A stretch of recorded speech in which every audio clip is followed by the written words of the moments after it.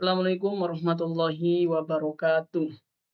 Yang terhormat Bapak Dedi Suwarna Eskom, Mkom, dan serta teman-teman semua. Perkenalkan, saya Iwan Afdillah dengan NIM 240250502017, Prodi Teknik Informatika. Pada kesempatan kali ini, saya akan mempresentasikan materi mengenai data flow diagram yang biasa disingkat DFD. Nah, materi ini akan membahas tentang pengertian DFD dan fungsi DFD, simbol-simbol yang digunakan, jenis-jenis DFD, cara membuat DFD, hingga contoh penerapannya dalam sebuah sistem informasi. Semoga presentasi ini dapat menambah pemahaman kita mengenai pentingnya DFD dalam proses analisis dan pemecahan sistem. Baik, tanpa berlama-lama langsung saja kita masuk ke materi pertama. Data flow diagram. Data flow diagram merupakan salah satu alat yang digunakan untuk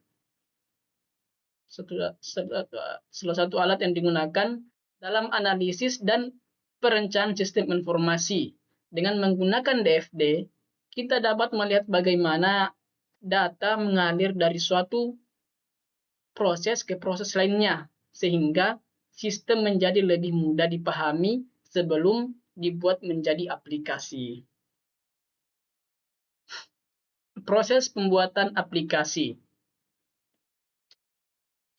Sebelum membuat aplikasi, terdapat beberapa metode pengembangan sistem yang sering digunakan, yaitu waterfall, agile, dan RAD. Waterfall menggunakan tahapan yang berurutan, sedangkan agile lebih fleksibel dan digunakan secara bertahap atau iterasi. Sedangkan RAD berfokus pada kecepatan pengembangan dan menggunakan prototipe. Jadi waterfall, pengumpulan kebutuhan, rancangan sistem, implementasi, testing, perbaikan. Pengertian DFD. Pengertian DFD. Data flow diagram atau DFD adalah diagram yang digunakan untuk menggambarkan bagaimana data mengalir di dalam suatu sistem informasi. DFD adalah suatu diagram yang menggambarkan aliran data dari suatu proses yang sering disebut dengan sistem informasi. Di dalam data flow diagram juga menyediakan informasi mengenai input dan output dari tiap entitas dan proses itu sendiri. Dalam diagram, alir data juga tidak mempunyai kontrol terhadap flow-nya, sehingga tidak adanya aturan terkait keputusan atau peluangnya. Fungsi data flow diagram. Yang pertama yaitu menyampaikan rancangan sistem. Dengan pembuatan DFD, maka proses penyampaian informasi menjadi lebih mudah dengan tampilan visual yang simpel dan dapat dimengerti oleh setiap stakeholder. Di mana data yang disajikan mampu menggambarkan alur data secara terstruktur dengan pendekatan yang lebih efisien. Yang kedua yaitu menggambarkan suatu sistem. Fungsi kedua DFD dapat membantu proses penggambaran sistem sebagai jaringan fungsional. Maksudnya adalah di dalam jaringan terdapat berbagai komponen yang saling terhubung menggunakan alur data. Nah, yang ketiga yaitu perancangan model. Fungsi yang terakhir, diagram ini juga dapat membuat rancangan model baru dengan menekankan pada fungsi sistem tertentu. Hal tersebut dapat dimanfaatkan untuk melihat bagaimana lebih detail dari diagram alir data tersebut. Selain itu, DFD juga berfungsi untuk menggambarkan sistem secara keseluruhan, sehingga antara proses dapat terlihat dengan jelas. Nah, itu dia. Terus, simbol dalam DFD. Nah, ini adalah simbol-simbol DFD. Terdapat berbagai simbol utama untuk menyusun sebuah rangkaian DFD yang tepat. Di antaranya adalah sebagai berikut. Ada data flow, process, source of link, sync, dan data store. Masing-masing simbol memiliki fungsi yang berbeda dalam menggambarkan aliran data. Pertama, data store. Data store adalah file untuk menyimpan data yang digunakan untuk proses selanjutnya. Dapat dikatakan juga sama seperti basis data atau database.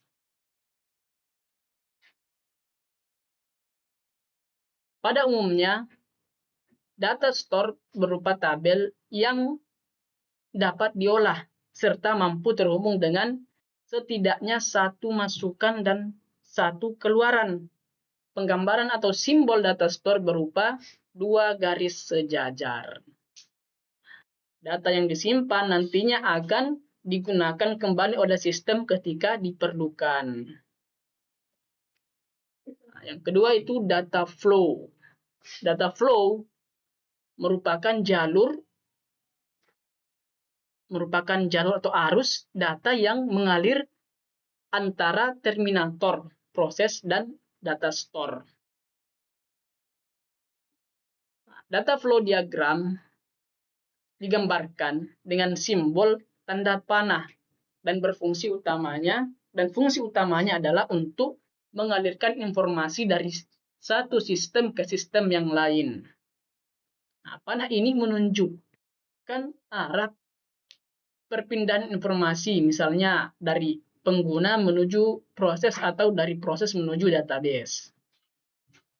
Yang ketiga itu external entity, yaitu lebih sering disebut dengan terminator. Nah, merupakan pihak di luar sistem, dapat berupa individu, divisi, perusahaan, atau sistem yang lain.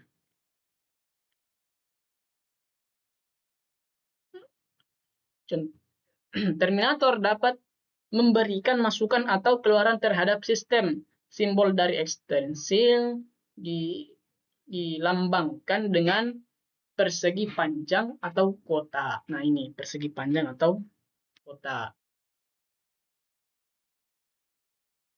Jadi mereka dapat memberikan input kepada sistem manapun menerima output dari sistem. Ya, terus yang keempat yaitu proses. Proses dilakukan oleh mesin dengan mengubah input menjadi output dengan format yang berbeda. Sebagai contoh, proses login, proses pemanasan, proses pembayaran, ataupun proses perhitungan nilai. Nah, simbol proses digambarkan dengan bentuk lingkaran, oval, atau persegi panjang dengan tambahan sudut bundar. Jenis-jenis DFD. Yang pertama yaitu DFD level 0, diagram atau diagram konteks. Jadi DFD level 0 ini merupakan gambaran sistem secara umum. Nah, diagram konteks atau level 0 merupakan diagram dengan tingkatan paling rendah, di mana menggambarkan sistem berinteraksi dengan entitas eksternal. Pada diagram konteks akan diberi nomor untuk setiap proses yang berjalan, dimulai dari angka 0 terlebih dahulu. Nah, jadi untuk setiap aliran data akan langsung diarahkan menuju sistem. Ciri dari diagram level 0 terletak pada tidak adanya informasi yang terkait data yang tersimpan pada data store. Nah, yang kedua yaitu diagram level 1. DFD level 1 merupakan lanjutan dari diagram konteks karena setiap proses yang berjalan akan diperinci pada tingkatan ini sehingga proses utama akan dipecah menjadi sub-sub proses yang lebih kecil lagi. Yang ketiga yaitu diagram level 2. Nah, DFD level 2 merupakan tingkatan lanjutan dari level yang sebelumnya, level 1, di mana pada fase ini akan menjelaskan lebih detail terkait tiap prosesnya. Namun, untuk tingkatan ini jarang sekali dikerjakan dan lebih banyak hanya menekan 2 level di bawahnya saja.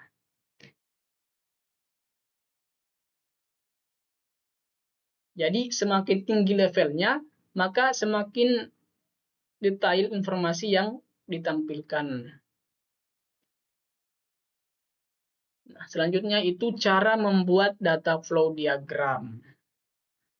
Yang pertama, data store harus diproses. Nah, pertama yang perlu Anda perhatikan adalah setiap data yang tersimpan di dalam data store harus diproses lebih lanjut untuk dijadikan sebagai keluaran atau output. Yang kedua, menentukan jumlah input dan output. Nah, kedua, ini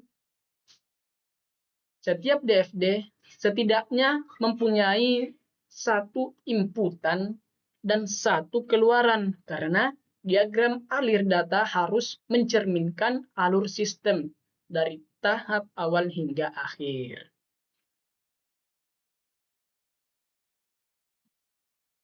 Yang ketiga yaitu hubungan pada data store.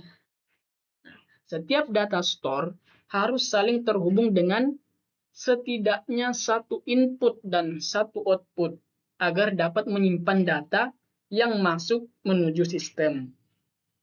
Yang keempat, letak posisi proses. Nah, aturan terakhir ini proses yang telah terjadi pada diagram alir. Data harus melalui proses untuk menghasilkan output yang sesuai. Nah, ini adalah contoh penerapan DFD. Contoh DFD level 1 yang menjelaskan terkait sistem aplikasi ojek online dengan 4 data store yang dibuat. Nah, pertama ada login, verifikasi, login ulang, aplikasi ojek online, pelanggan, drive, pemesanan, pembayaran. Kita lanjut. Nah, itu adalah demikian presentasi yang dapat saya sampaikan mengenai data flow diagram. Jadi kesimpulannya DFD merupakan alat yang sangat penting dalam analisis dan perencanaan sistem karena dapat menggambarkan aliran data secara jelas, memudahkan komunikasi antara pengembang dan pengguna, serta membantu dalam membangun sistem yang lebih struktur. Sekian presentasi dari saya. Mohon maaf apabila terdapat kekurangan maupun kesalahan dalam menyampaikan materi. Terima kasih atas perhatiannya. Assalamualaikum warahmatullahi wabarakatuh.